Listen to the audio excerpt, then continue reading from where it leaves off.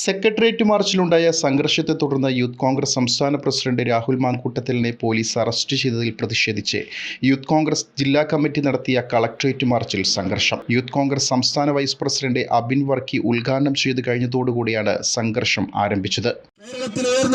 എന്ന് മാത്രം പറഞ്ഞുകൊണ്ട് ഇവിടെ ഈ യൂത്ത് കോൺഗ്രസിന്റെ തൃശൂർ ജില്ലാ കമ്മിറ്റി നടത്തിയ ഈ മാർച്ച് ഔപചാരികമായി ഉദ്ഘാടനം ചെയ്തതായി പ്രഖ്യാപിക്കുന്നു. നന്ദി, നമസ്കാരം. ജയ് ഹിന്ദ്, ജയ് യൂത്ത് കോൺഗ്രസ്. ബാരിക്കേഡ് മറികടക്കാൻ ശ്രമിച്ച പ്രവർത്തകർക്ക് നേരെ പോലീസ് ജലപീരങ്കി പ്രയോഗിച്ചു. ഒന്നിൽ കൂടുതൽ തവണ നടത്തിയ ജലപീരങ്കി പ്രയോഗത്തിൽ വനിതാ പ്രവർത്തകർക്കടക്കം നിരവധി പേർക്ക് പരിക്കേറ്റു. പാതിരാത്രിക്ക് വീട്ടിലേക്ക് കടന്നു വരുന്നു.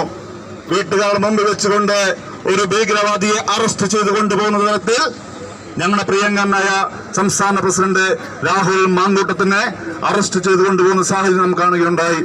എന്തിന്റെ പേരിലാണ് രാഹുൽ മാങ്കൂട്ടത്തിൽ അറസ്റ്റ് ചെയ്യപ്പെട്ടത്?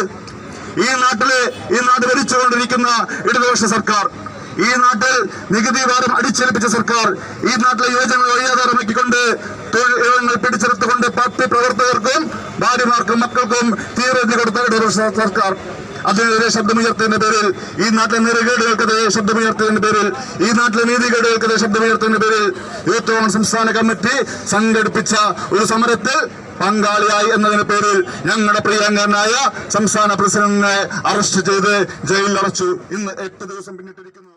ജില്ലാ പ്രസിഡന്റ് ഹരീഷ് മോഹൻ അധ്യക്ഷനായി.